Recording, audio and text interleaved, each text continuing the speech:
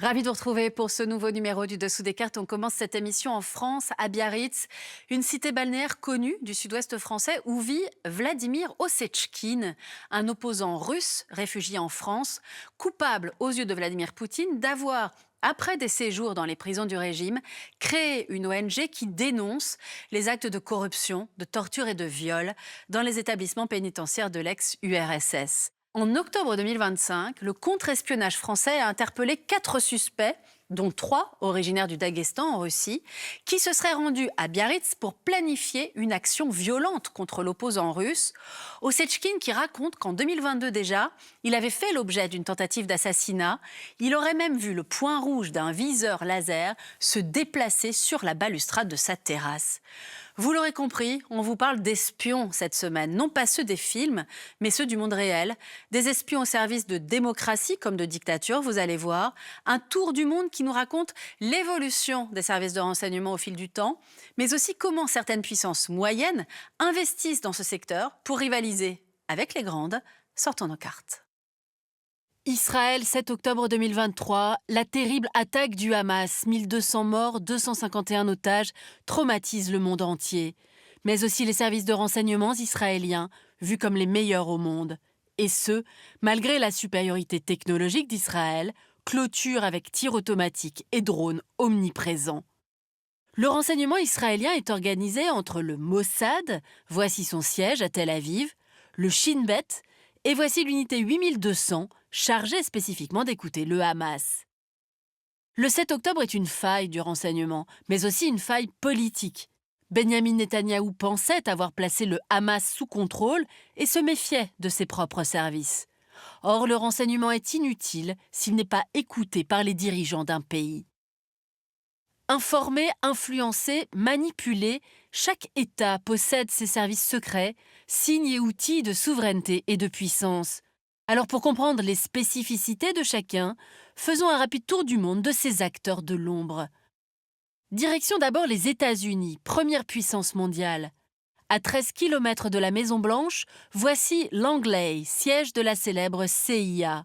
Depuis 1947, la CIA est le bras armé de la politique étrangère américaine, mêlant UMINT, le renseignement humain, influence diplomatique et opérations clandestines.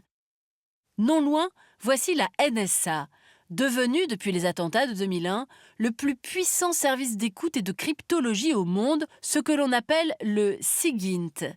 Omniprésente, la communauté du renseignement américain, 200 000 employés, compte 18 agences, dont le FBI, chargé du contre-espionnage. Budget officiel, 106 milliards de dollars. À présent, direction Moscou. Voici la célèbre Loubianka, siège du FSB, véritable État dans l'État. Ici se trouvait la Tchéka sous Lénine, le NKVD sous Staline, puis le KGB, où Vladimir Poutine a fait carrière. À la fin de l'URSS, le KGB disparaît et donne naissance au FSB pour le renseignement et la répression intérieure, y compris l'assassinat d'opposants. Voici le SVR pour l'espionnage, la désinformation et la guerre hybride. Enfin le GRU militaire, très actif en Ukraine. Effectif, plus de 213 000 agents, budget inconnu. Et je vous emmène maintenant à Pékin. Voici le ministère de la Sécurité d'État, non loin de la place Tiananmen. Le MSS est au service du Parti communiste et de l'espionnage extérieur, budget classifié entre 100 et 800 000 employés. La Chine applique une stratégie systématique d'infiltration et de vol des secrets industriels, aéronautique, télécommunications, intelligence artificielle. Alors qu'en est-il de la France? Voici le siège de la DGSE, Direction générale de la sécurité extérieure, au nord de Paris. Flouté par Google, mais pas par Yandex, son équivalent russe.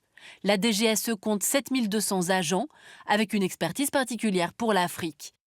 Et voici maintenant la DGSI, à Levallois-Perret, 5500 membres en charge de l'antiterrorisme et du contre-espionnage. Cette dichotomie extérieur-intérieur se retrouve en Allemagne avec le BND et le Verfassungsschutz qui défend la constitution allemande. Enfin, le Royaume-Uni est célèbre pour son MI6, depuis les films de James Bond, voici son siège futuriste, le renseignement intérieur, MI5, non loin de Downing Street, et le JCHQ, qui surveille d'énormes flux d'informations et les échanges avec la NSA et les services canadiens, australiens et néo-zélandais au sein de l'alliance des Five Eyes. Alors, au-delà des grandes puissances, des puissances moyennes ont-elles aussi misé sur leurs services de renseignement pour soutenir leurs ambitions régionales? C'est le cas de la Turquie d'Erdogan. Voici le siège du mythe turc, surnom la forteresse. C'est d'ici qu'Ankara lutte contre le PKK kurde, aide les rebelles anti-Assad en Syrie ou encore traque les opposants d'Erdogan jusqu'en France et en Allemagne. Arrêtons-nous maintenant en Iran, à Téhéran, où les services iraniens forment et arment les milices chiites du Liban, de Syrie et d'Irak et trouvent des relais jusqu'en Afrique et en Amérique du Sud.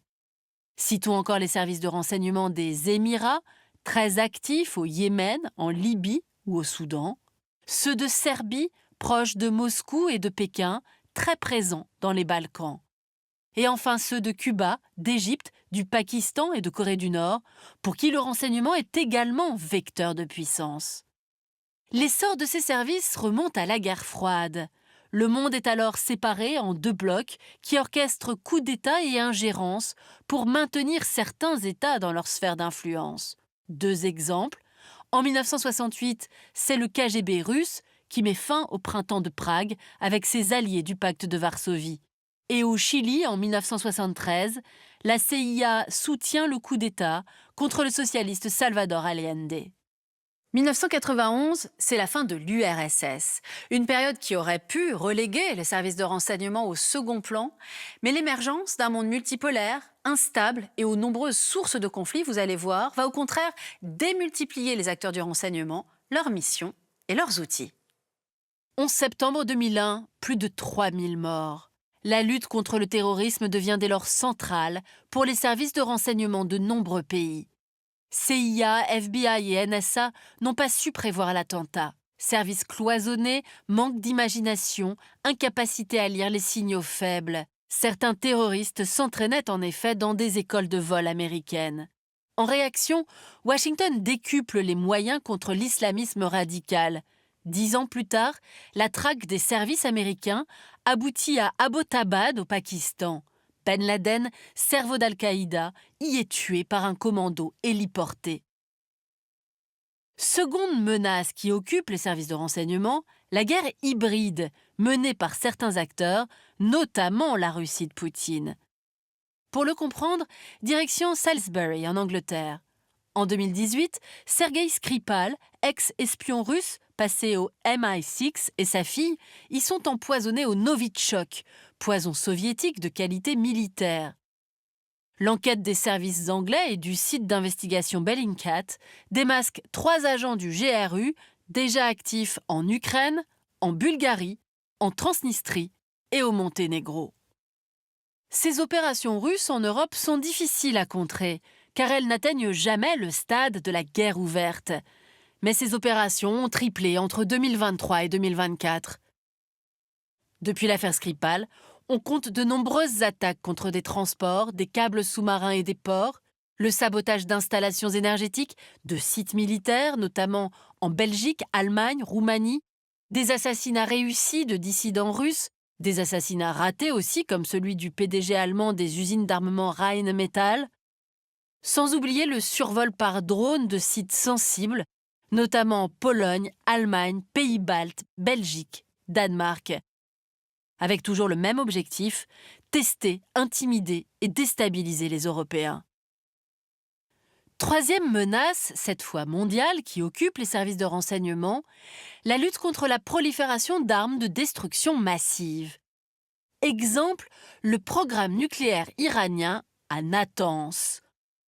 En 2010, les États-Unis et Israël parviennent à ralentir son enrichissement d'uranium grâce au virus Stuxnet qui sabote des milliers de centrifugeuses. Cette stratégie incitera Téhéran à négocier avec l'Occident en 2015.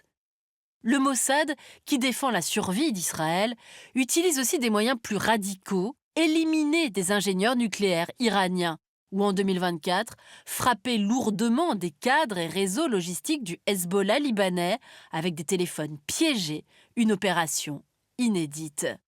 Enfin, il y a désormais la cyberguerre. Elle permet aux services de puissance moyenne de rivaliser avec les grandes.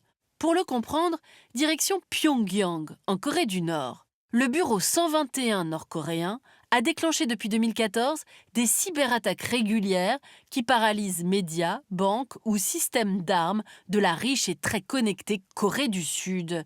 Et en février 2025, le groupe Lazarus, autre unité nord-coréenne, déjà active dans 14 pays, a réussi à hacker la plateforme financière Bybit à Singapour, butin 1,5 milliard de dollars.